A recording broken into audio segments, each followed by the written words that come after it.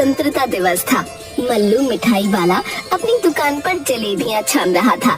दुकान पर कस्टमर्स की भीड़ लगी हुई थी।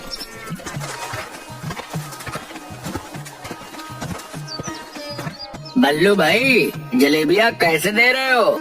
450 रुपए किलो। अरे अभी अभी तो 200 रुपए किलो जलेबी दे रहे थे। 1 घंटा 2 गुना से ज्यादा कैसे दाम बढ़ गया? आप ठीक कह रहे हैं सरपंच जी, लेकिन 1 घंटा पहले एक भी कस्टमर मेरे दुकान पर नहीं थे। अभी भीड़ को देख रहे हैं ना, अभी 500 रुपए किलो भी बेचूंगा तो हाथों हाथ बिक जाएगा। इतना लालच ठीक नहीं मल्लू, भगवान से डर। इतना लालच ठीक नहीं। इसमें लालच की क्या बात है? इसे अर्थव्यवस्था कहते हैं। मांग बढ़ेगा तो दाम भी बढ़ेगा। 200 रुपए किलो जलेबी लेना है तो कल आकर ले लेना। आज तो यही भाव लगेंगे भैया। लेना है तो बोलो, नहीं तो आगे बढ़ो। लूंगा क्यों नहीं, मंत्री जी अभी आने वाले हैं झंडा फहराने के लिए। ये लो 4500 रुपए, 10 किलो जलेबी तौल दो। उधर मल्लू का बेटा मग्गू की स्कूल में मास्टर साहब मग्गू से बोलते हैं, बच्चों, आज हम सभी के लिए बहुत ही महत्वपूर्ण दिवस है। आज ही के दिन हमारा देश अंग्रेजों की गुलामी से आजाद हुआ था। आज हम लोग शपथ लेते हैं कि हर गलत करने वालों का विरोध करेंगे, चाहे वह अपना ही क्यों ना हो। जी सर, हम शपथ लेते हैं कि हर भ्रष्टाचारी का हम विरोध करेंगे, चाहे वो कितना भी अपना क्यों ना हो। शाबाश बच्चों, अब कुछ ही देर में प्रिंसिपल सर झंडा फहराएंगे। मग्गू, तुम 1-2 लड़कों के साथ जाकर अपने दुकान से 10 किलो जलेबी ले आओ। मग्गू 2 लड़कों के साथ जलेबी लाने के लिए अपनी दुकान पर जाता है। मग्गू बहुत ही जिद्दी लड़का था। अगर वो कोई चीज एक बार करने की ठान लेता तो वो करके ही दम लेता। पिताजी, ये लो 2000 रुपए, स्कूल के लिए 10 किलो जलेबी दे दो। बेटा 2000 नहीं, 4500 रुपए लगेंगे 10 किलो जलेबी का। अरे पिताजी, 200 रुपए प्रति किलो के हिसाब से 10 किलो जलेबी के 2000 हुए ना। लेकिन बेटा, जलेबी के दाम 200 रुपए नहीं, 450 रुपए प्रति किलो हो गया है। लेकिन पिताजी, तो गलत है, ये भ्रष्टाचार है और हम भ्रष्टाचार का विरोध करते हैं। हम ऐसी लूट नहीं होने देंगे, वो भी आज के दिन। ज्यादा नेता बनने की कोशिश मत करो। लेना है तो लो, नहीं तो फुटो यहाँ से। 450 रुपए प्रति किलो से कम में नहीं जलेबी बेचूंगा। अगर आप सही कीमत पर जलेबी नहीं दे पाए तो हम आंदोलन करेंगे। बोलो दोस्तों, इनकलाब जिंदाबाद, जिंदाबाद, जिंदाबाद। तानाशाही नहीं चलेगी, नहीं चलेगी, नहीं चलेगी। मग्गू वहीं धरने पर बैठ जाता है। इधर लालची मल्लू कीमत कम करने को तैयार नहीं था और उधर उसका बेटा मग्गू काफी जिद्दी था, इसलिए कोई समझौता नहीं हो पाता और मग्गू अपनी ही दुकान के सामने अपने ही पिताजी के खिलाफ धरने पर बैठ जाता है। जैसे ही मास्टर प्रकाश को ये सारी बातें पता चलती हैं, वो घटना स्थल पर पहुंचते हैं। क्या हुआ मग्गू, तुम यहाँ जलेबी लेने आए थे, फिर धरने पर क्यों बैठ गए? सर, पिताजी ने आज जलेबी का दाम 200 रुपये से बढ़ाकर 450 रुपए प्रति किलो कर दिया है, इसलिए हम इस भ्रष्टाचार के खिलाफ धरने पर बैठे हैं। क्यों मल्लू जी, जलेबी के दाम अचानक क्यों बढ़ा दिए? सर, आप तो बच्चों को अर्थशास्त्र पढ़ाते ही होंगे। अर्थशास्त्र हमें बताता है कि किसी भी वस्तु का कीमत उसके मांग पर निर्भर करता है। आज जलेबी का मांग ज्यादा है तो उसकी कीमत भी ज्यादा होगी। ऐसा थोड़े है कि मनमाने तरीके से कीमत बढ़ा देंगे। मैं तो अपने जलेबी की कीमत यही रखूंगा सर। हाँ, अगर आपको दूसरे जगह से लेना है तो यहाँ से 17 किलोमीटर दूर जाकर सस्ती जलेबी ला सकते हो। ओहो, यानी इस गांव में एकमात्र हलवाई होने का फायदा आप उठा रहे हो। मग्गू, क्या करोगे? हमें स्वतंत्रता दिवस आज ही मनाना है, इसीलिए 450 रुपए के हिसाब से ही 10 किलो जलेबी ले लेते हैं। नहीं सर, आप आज के दिन भ्रष्टाचार को बढ़ावा कैसे दे सकते हैं? मैं भी हलवाई का बेटा हूँ। मैं यहीं पर जलेबी छानूंगा और 150 रुपए प्रति किलो जलेबी सभी को दूंगा। 1 घंटे के अंदर मग्गू अपने दोस्तों के साथ मिलकर वहाँ पर तंबू डालकर मल्लू की दुकान के ठीक सामने 150 रुपए किलो जलेबी छानकर बेचने लगता है। देखते ही देखते मग्गू की दुकान पर भीड़ लग जाती है। मल्लू के सारे कस्टमर्स मग्गू की दुकान पर आ जाते हैं।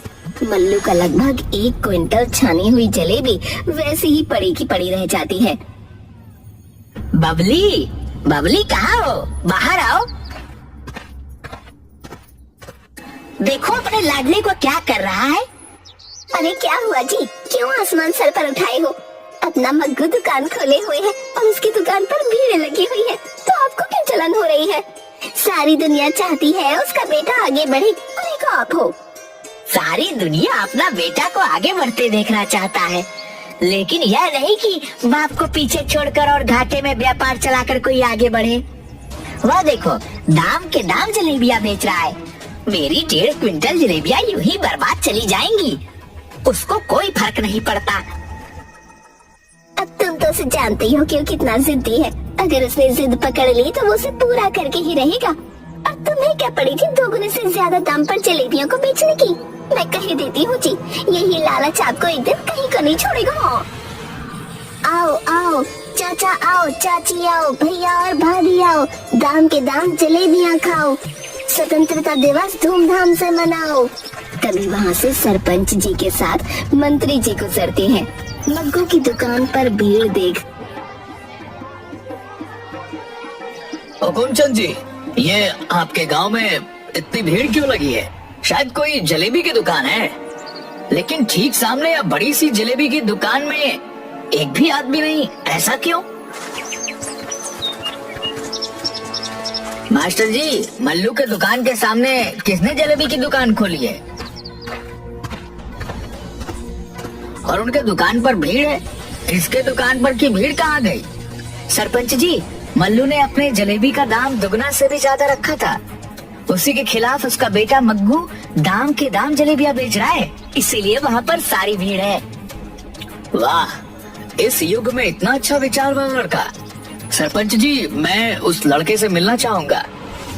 बेटा मग्गू, जरा इधर आना, मंत्री जी तुमसे मिलना चाहते हैं।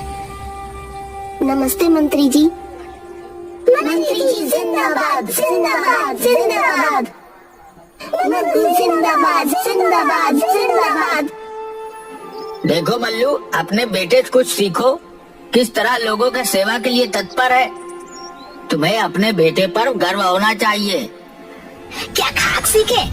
इस नालायक ने अपने धंधा में कुछ भी नहीं कमाया और मेरा धंधा भी चौपट कर दिया। 1.5 क्विंटल जलेबियां मेरी बर्बाद हो गई। जितना मैं सुबह से कमाया था सब घाटा में चला गया इस नालायक के चलते। अरे पिताजी, साधारण कमाई से भी काम चल सकता है।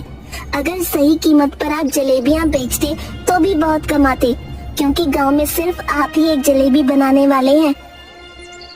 अच्छा, मंत्री जी ने जरा पीठ क्या थपथपा दी, तुम तो नेता जैसी बात करने लगे। अरे बेटा, नमक, तेल, ईंधन, इन सब का जब इंतजाम करना पड़ेगा तो सब अच्छी बातें धरी की धरी रह जाएंगी। बच्चों कोई दाम नहीं देगा। बाप बड़ा ना भैया, सबसे बड़ा रुपया, समझे? मैं ज्यादा तो नहीं जानता, पर मैंने आज शपथ ली है कि हर बुराई को हम रोकेंगे। अगर आप कल से भी उचित मूल्य पर सामान नहीं बेचते तो मैं खुद उचित मूल्य पर लोगों को खाना उपलब्ध करवाऊंगा। मैं अपने सामान के मूल्य को कम नहीं करने वाला। तो ठीक है पिताजी, मैं भी आपका जिद्दी बेटा हूँ। मैं गांव के लोगों को जितनी भी कम हो सके उतने कम रेट पर कचौड़ी बना कर खिलाऊंगा। दूसरे दिन से मग्गू अपनी कचौड़ी की दुकान मल्लू की दुकान के ठीक सामने लगाने लगता है। कम कीमत पर भरपेट कचौड़ी खिलाने के चलते उसकी दुकान पर लोगों का दिन भर तांता लगा रहता, जबकि मग्गू के पिताजी मल्लू अपनी दुकान पर बैठे मक्खी मार रहे होते। इस तरह मल्लू धीरे धीरे अपने घर में बैठकर खाते खाते कंगाली के कगार पर पहुंच जाता है। जगिया, इधर सुन, तुम्हें एक काम करना है। तुम तो जानते हो मल्लू काका, एक बोतल दारू के बदले जगिया कुछ भी कर सकता है।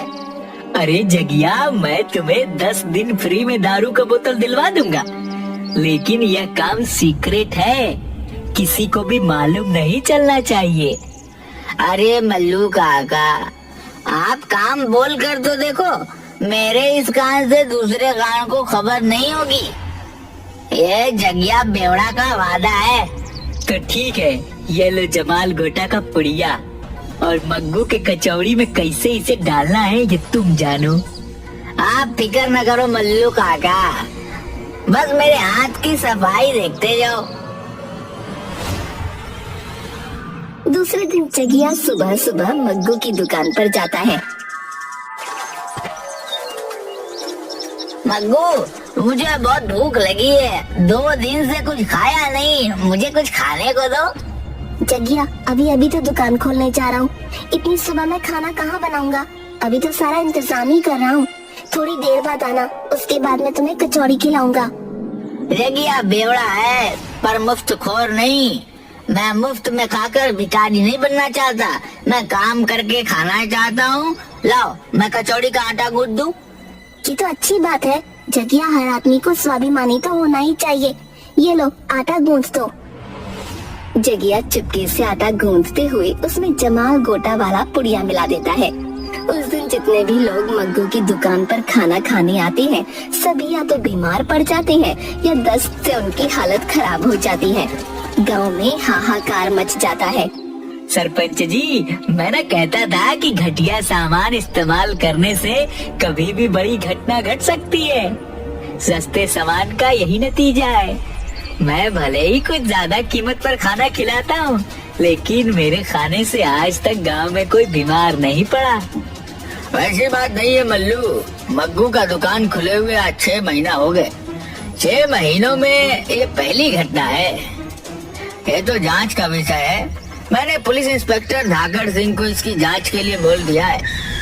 तभी धाकड़ सिंह जगिया को पकड़े हुए वहाँ पहुँचता है। ये रहा सरपंच जी, जिसने मग्गू के कचौड़ी में जमाल गोटा और बीमार होने वाला जहरीला पाउडर मिलाया था। पर इंस्पेक्टर साहब, आपको ये पता कैसे चला कि इसी ने मग्गू के कचौड़ी में जहरीला पदार्थ मिलाया है? दारू का ज्यादा सेवन कर लेने के कारण यह थाने के पास गिरा हुआ पड़बड़ा रहा था। इसके पास दारू की 10 बोतलें थी। पूछताछ में यह बताया कि मल्लू ने उसे यह दारू उपलब्ध करवाए हैं। उसके बदले में इसने मग्गू के कचौड़ी में कुछ पाउडर मिलाया था। देखा मल्लू, लालच ने तुम्हें कहाँ पर लाकर छोड़ा। अपने बेटे के खिलाफ तुम अपराधी बन गए, साथ में सारे गांव के लोगों को संकट में डाल दिया। ले जाइए इंस्पेक्टर साहब इस लालची आदमी को। इंस्पेक्टर मल्लू को पकड़कर ले जाता है। अदालत उसे 6 महीने के कारावास की सजा सुनाती है। इधर मग्गू धीरे धीरे अपने दोस्तों की मदद से कई शहरों में सस्ती कचौड़ी की दुकान खोल लेता है। उसकी जिद थी कि हर आदमी को उचित कीमत पर खाना उपलब्ध करवाए।